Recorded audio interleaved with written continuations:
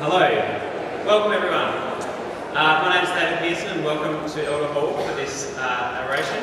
I'd like to start today by welcoming Uncle Michael O'Brien to the stage to give us a welcome to country.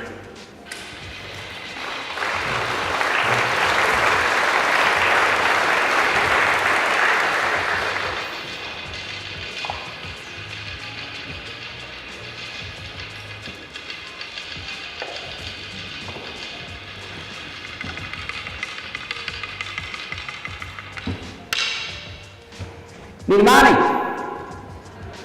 mani ai nai kaya oi na wangadi mani na putni gani yatana irindi yata nai nari kamatbi marita bama binbaya kanganga. Welcome to Ghana country, and I'm glad you've come here today, particularly to Adelaide, known as the place of the red kangaroo. My name Kamatbi actually means impatient, but I hope that it has another meaning which means quick, and in my days of football I was known to be quick, but it actually means impatient. And Marita means that I'm actually the sixth born male in my family, so there's 7 children in our family, and you're probably guessing there's 1 girl, and sadly for my sister. But I also need to acknowledge my father, Livability, the old man of the sea, Uncle Lewis O'Brien, a great Ghana elder of our people, and my mother, who is a Narungga elder from the York Peninsula, Auntie Pauline O'Brien as well. It's important that we acknowledge our family, it's important that we acknowledge our country. And you might have noticed that I did a couple of things as I came up here, and that was tapping the boomerang. And I do that because it's calling out to our spirit people to welcome you here today, to keep you safe and well. And you may not think that you do that every day, but you do. When you say hello to the friends and colleagues in your workplace or in your family and social environments, but when you go up to somebody's house, you knock on the door. Do you think, why do you do that? Is it because you're bringing the attention of those people? Of course it is. And then they invite you in, don't they? Or you hope so. Now, I want to share a bit of a story that I hope not only resonates our culture, but hopefully resonates and connects with what we're going to hear from Vic later, because I think it's really important. And I want to do that, hopefully, not just verbally, but a little bit visually. Our people believe that we're not born of parents, we're born of this land. And therefore, we see the land spiritually, and we see it in 3 ways. We see it in the way of the sacred, being that spiritual connection, all of those things that connect us with those stories. And you might recognise the colour yellow being on our flag, which symbolises not only the sun, but the giver of life and hope. The other element that we talk about is really land. And it's important because for us, land is very important, because when we walk this land, it becomes a part of us, and therefore we become a part of it. Therefore we have responsibility. If we look after it, it will look after us. And so it connects us not only with the water, not only with the plants, and also the animals as well. And so it's really important to understand those things, but I think sometimes we forget about the importance of those things. And finally, the other element, which again appears in our flag, which is really people. And we talk about the human element because it gives us, and as we know on the flag, it's coloured by the black being the Aboriginal people.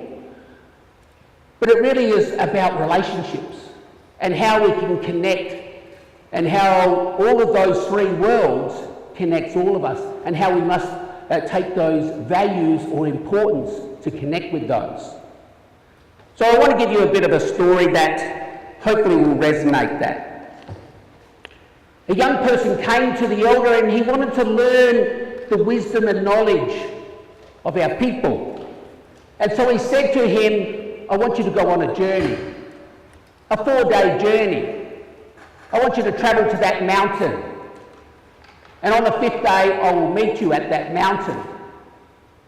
And so he travelled to this mountain, and he told him, I want you to take this bag of knowledge and wisdom with you, but not to open it until I meet you at that mountain. And so he went to this mountain. And as he climbed this mountain on the first day, as he was getting near to the top, all of a sudden he heard a noise. And it was the noise of a snake. And so he ran down that mountain to save himself from bitten and of danger. So the second day, as he climbed that mountain, it was like today, a hot day. And so he needed water because he was thirsty. So he had to search for water. And so in doing so, he found water, but the day had ended. So the third day, as he climbed that mountain, he saw something come at him. And again, it frightened him. It was a big parenti, a big lizard, and he ran down that mountain. So on the fourth day, the final day, as he was climbing that mountain, after 3 days he became hungry. And he saw a tanda, a kangaroo, and so he hunted that kangaroo and he caught that kangaroo and he ate that kangaroo. But in doing so, it ended these 4 days. And so he sat at the bottom of this mountain, and the elder came there on the 5th day to see him, and he saw the sadness in this young person's eyes. And so he asked him, why are you so sad? He said, I didn't achieve what you asked, and that was to get to the top of the mountain. And so he said, well, what happened? And he told him. He said that on the first day he heard something, and it frightened him. And he said, well, I want you to reach into your bag and pull out a rock. And he pulled out this rock, and it was a rock which had the symbol of an ear. And he said, you used your ears, your listening ears, to see and to hear the things around you that were important, to not only to be out of danger, but to understand the values of yourself and those things that are important to you. And he said, well, what happened on the second day? And he said, well, I became thirsty. And so he pulled out another rock, and again, it was a symbol of water. And he said, you understood the importance that wasn't just only to drink the water to quench the thirst, but you understood that the wisdom of searching for the water, but to drink at the well is to drink at that wisdom, to understand the importance and values of not only yourself, but those things around you. And on the third day of climbing, what happened? And he said, I saw something come at me. It frightened me, and I ran down, and he pulled out the next rock, which is a symbol of an eye. And he said, well, you had the eyes to see everything around you, to understand that it was important to take a different direction, to take a different journey, to escape those things that can trouble us in life. And finally, he said, on the 4th day, I became hungry and I needed food, and he pulled out the symbol of a kangaroo. And he said that you understood the importance of hunger, the hunger to not just only search for food, but the hunger of life, to take the knowledge and the wisdom, to fill yourself with that, because when we do all those things, we become a better person. We understand the environment, we understand ourselves, but we're able to teach the wisdom, to pass it on, and to share it with those who we connect with. And it's very important that we do that. Because in life, we're all born perfect. There's what we do with it that can change that. And that we all are doing people. And when we're doing something, we're doing things that either is connecting with people, and therefore if we're connecting with people, we're doing things of value. But when we stop doing those things, then we start to look at doing things to ourselves, which sometimes can be harmful. And so therefore we need to look in connecting further with those things around us. So finally, I want to ask David to come over and to share with me a symbol of my being here and wonderful invitation to be along here. Here I have the coolamon with the gum leaves, and in there we believe the gum leaves is all the wisdom of our land, because the land has been here way before us and will continue to be long beyond us. And so I'm going to ask David to take a leaf, to pass it to me, and then I'll give him a leaf back, and I'll say the words Naradadlu Kamanka Yarakumanindi, which means today we give and take, but together we become one. And it's important that when you're here, we are giving, we are sharing, and we are receiving. And so I say to you, Nachu Yukandaya, Nachu Yakandaya, Punya do what do. I say to you as brothers and sisters, let us continue to walk together in harmony. And thank you.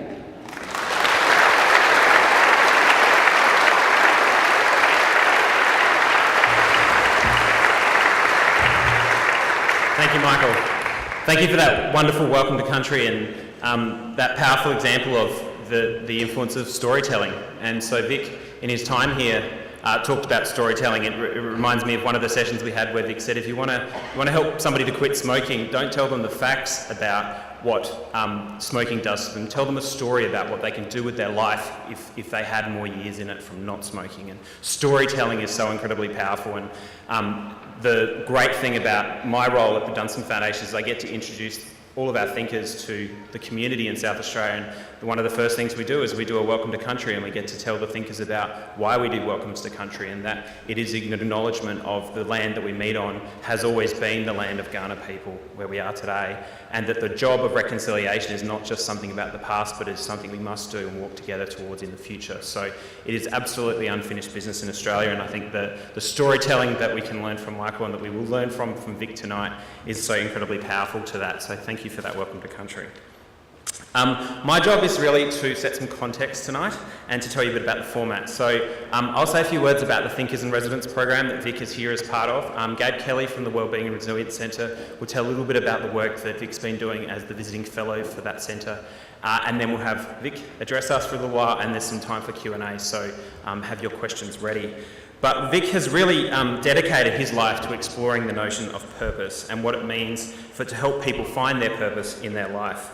He has spent the last 3 weeks helping to explore what purpose means to a place like South Australia, to a city like Adelaide, and to the organisations that have partnered in the Thinkers program and the Wellbeing and Resilience project, and the people that work within it and the people that they work with, and what does purpose mean for them.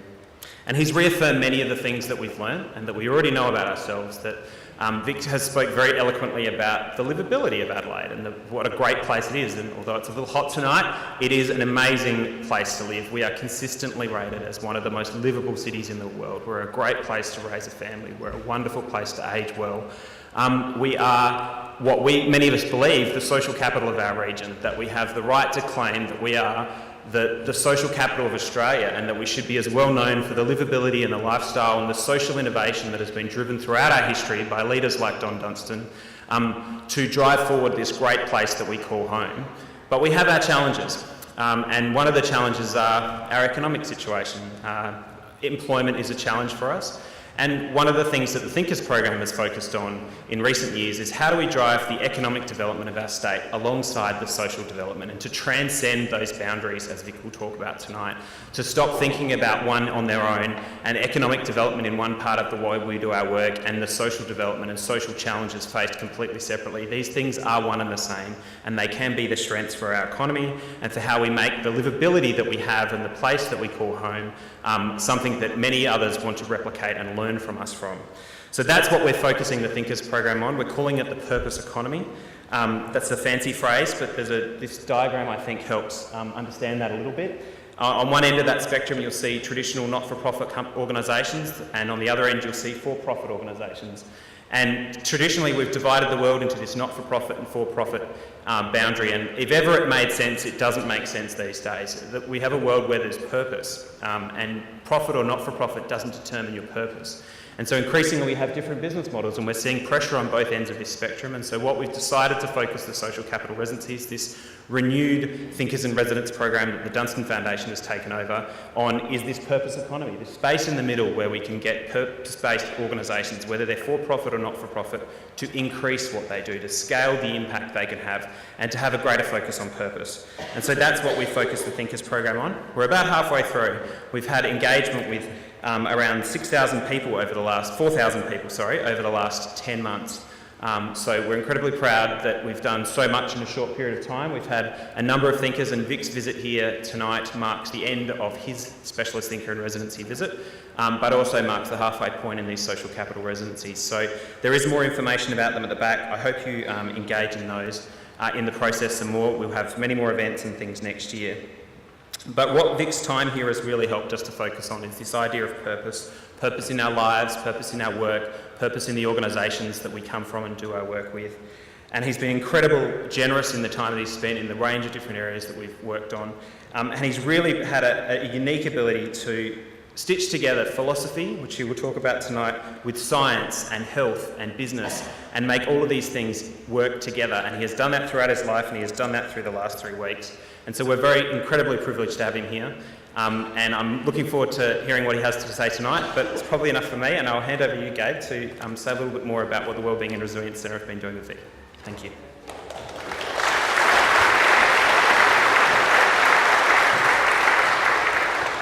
How happy am I to see the rebirth of the Adelaide Thinkers in Residence program, and I congratulate the Dunstan Foundation and David and the team on such an extraordinary rising out of the phoenix from the ashes. It's fantastic for the state of South Australia.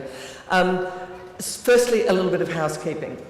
Vic Strecher's presentation will be made available to view on the Wellbeing and Resilience Centre and the Dunstan Foundation websites. For those of you who are on social media today, and we would love you to be, please refer to the screen for the hashtags. SamryWRC, why don't I do that? That'd be good. And then at SamryWRC and at Don Dunstan, hashtag getting to the purpose. So if you, anyone's hands up social media? Not so many. Oh, phew, good on you. Well, please get busy. We'd really appreciate it. At the end of Vic's presentation, we'll take questions from you, the audience. We'll be collecting your questions online throughout the presentation. So to answer the questions, I think it's the next one. Yeah. To answer the questions, to ask a question, visit www.sly.do at any time. Enter the code #VICS, V-I-C-S, all capitals, and you can see on the screen now and follow the simple prompts. I personally don't find those prompts that simple, but I'm sure some of you will, and we would really appreciate some questions. So, look, I'm only going to speak for a moment. My main job here is to introduce Vic, who we are so thrilled to have brought to Adelaide as part of the visiting fellows that we offer at the Wellbeing and Resilience Centre. We have a mother of all purposes. We are a purpose-driven organisation at the Wellbeing and Resilience Centre, and our team of myself and 14 others and sometimes 20 other good souls work tirelessly towards this vision of building South Australia to not only be known as the state of wellbeing, but to be the state of wellbeing, to be in a state of wellbeing across the whole society, while at the same time building a reputation 2 steps up from livability, which is a place full of wellbeing. That's our mission and that's our goal, and that drives us. It drives our research, it drives our projects, and it drives everything we do. We really work actively to build the psychological health and well-being of people. We think of it as psychological hygiene, like dental hygiene, like slip, slop, slap. And our vision is that we will all internalise a better understanding based on the science of how to be more psychologically healthy at all ages across the life course in South Australia. So that's what drives us every day. But we're also driven to be among the best in the world of people who produce high quality research about how to do this at scale. You see, the science has been there for some time. It's not that new, although it is developing rapidly. The question is, how do you implement it into the whole society so that everybody takes it on board and is more well? So we want to become a world leader in the science, and then our later objective is to build a wellbeing industry here in South Australia. We're losing the car industry. It's the 21st century. New industries have to be born. We think the wellbeing and resilience industry is a really perfect industry for South Australia. So I'm not going to dwell on this. Some of you have heard that we measure PERMA Plus. We hope that will become like slip, slop, slap. And we have a mechanism and a methodology that we've developed that we call the LIMBER system, which means that when we give people the science. We're not just giving it to them in short courses. We're thinking about long-term sustainable change in community organisations and organisations of any size or scale. So that's who we are. I won't say another word about it except to say that this is our noble purpose that we're really deeply proud of, and we hope you'll join us in achieving that purpose in all of the places that you live and work. So now, Dr. Vic Strecher, so thrilled am I to introduce you to him. He is our visiting fellow for 2017, and we were proud to work with the Dunstan Foundation Thinkers in Residence on this visit. Vic is, let me get my right spot. Here it is. Vic is Director for Innovation and Social Entrepreneurship at the University of Michigan's School of Public Health. For over 2 decades, Vic Strecher has been a leader and visionary in fields of health, well-being, creating new solutions that operate at the intersection of science of behaviour change and advanced technology. In 1998, Vic set a new benchmark for digital health coaching and analytics through the creation of a company called Health Media. In 2015, Vic founded Dual Health Inc., a digital health solution company that integrates the science of health and well-being while offering organisations a more insightful, precise way to support positive, healthy change. Tonight's oration, as you've heard, follows 3 weeks of intense work. Tonight, Vic will explore the science behind the concept of purpose and discuss how a shared sense of purpose can enable South Australia to become a state of well-being. Thank you, Vic.